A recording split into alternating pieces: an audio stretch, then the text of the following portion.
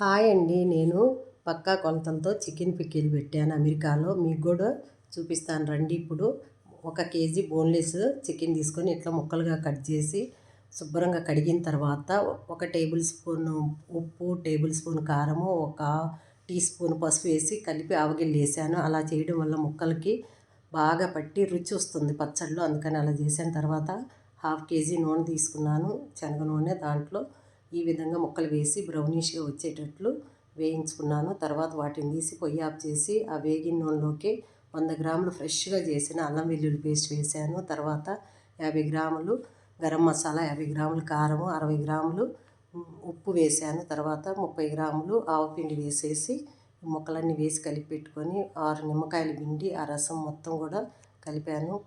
పచ్చడి చాలా టేస్టీగా వచ్చింది. మీరు ఒకసారి ట్రై చేయండి. మీకు ఈ వీడియో నచ్చితే సబ్స్క్రైబ్ చేసుకోండి.